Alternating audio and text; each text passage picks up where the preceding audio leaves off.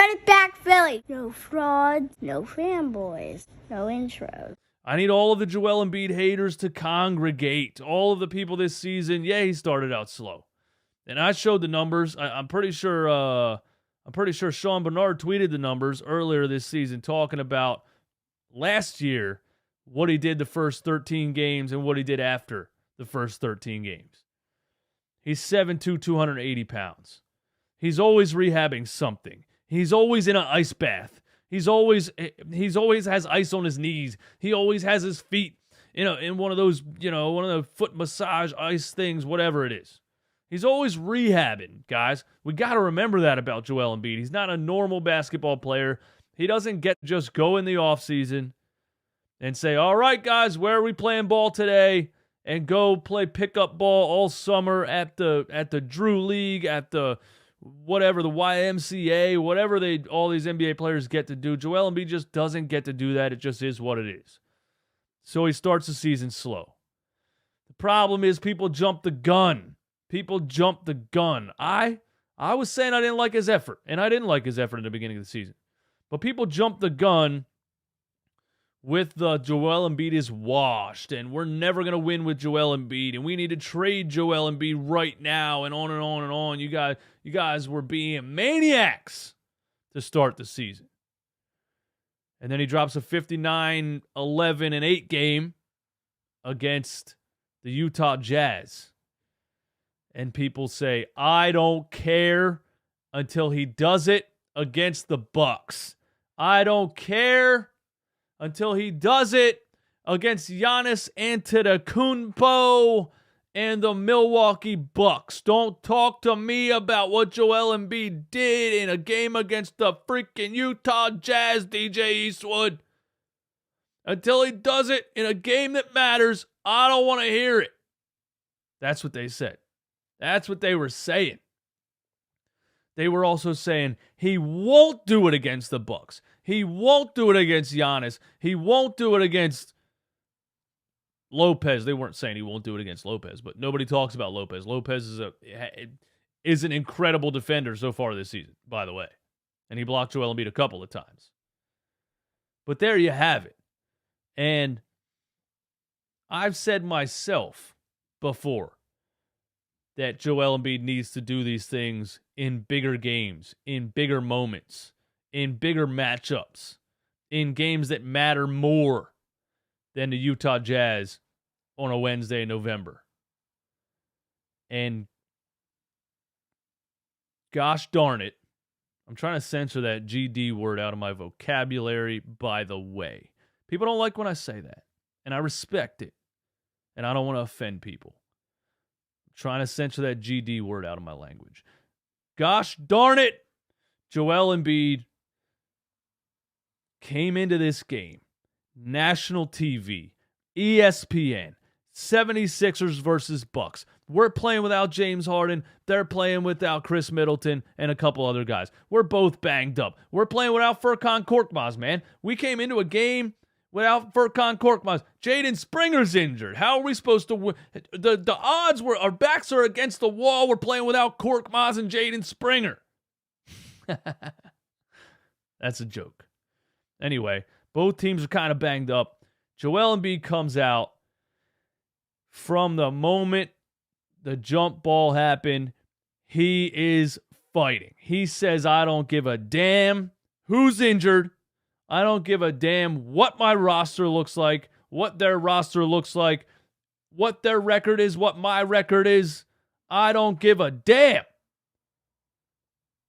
I'm willing this team to a victory. And you saw that in his intensity from the moment the ball was tipped. And that's the Joel Embiid we need the whole season. And hopefully healthy when the playoffs start and we get that level of intensity and level of performance in the playoffs. It's not about playing 40 minutes. It's not about dropping a 60-point quadruple double. It's about when he's on the floor, which, again, I think should be only around 30 minutes, 31, 32. What do you have tonight? 36.5 tonight. A little higher than I like. But when he's on the floor, We need that intensity on both sides of the floor the whole time he's out there. And that's a lot to ask of anybody, let alone somebody that's the size of a giraffe. But he can do it. And he knows he can do it. And he was locked in from the time this game started. I'm pretty sure it was in the first quarter where he just took 2 dribbles and tried to just slam on Brook Lopez. Daniel House tried to dunk on him too. I just liked his aggression right off the bat. So Joel Embiid gives you 32 points, 11 rebounds, 3 blocks, and 8 assists in 36 minutes and 50 seconds, 12 for 26 from the floor, 2 for 6 from the three-point line, only 6 for 8 from the free throw line. And when Giannis was shooting all those free throws and shanking them off the front of the rim, airballing free throws. I was explaining to my girlfriend, nobody talks about how many calls Giannis gets because he sucks at shooting free throws.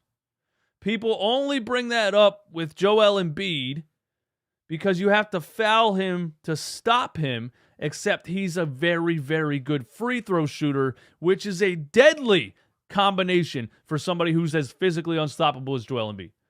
People only talk about it because he can make the free throws. If you can't make the free throws, nobody cares how many times you go to the line.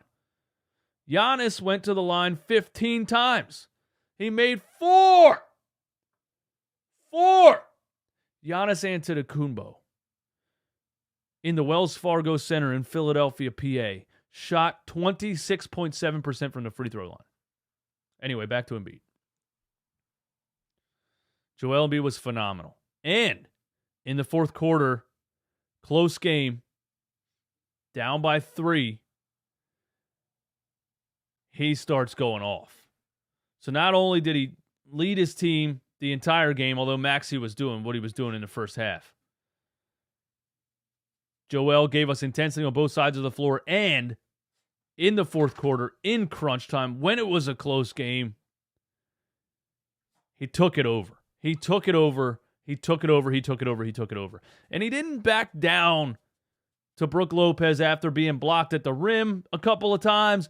Lopez even blocked a turnaround jump shot. Do you know how high in the air you have to get your fingertips to be able to block a Joel Embiid turnaround jump shot? So credit to Brook Lopez. His defense was incredible in this game, but that did not alter Joel's mindset. He didn't back down, and he said, you know what, I'm just going to keep going right at him. It doesn't matter. He got blocked on the jump shot. Couple plays later, he got under the rim. What all you old heads who are always crying, oh, he's a center. I'm tired of him shooting so many damn three-pointers back in my day.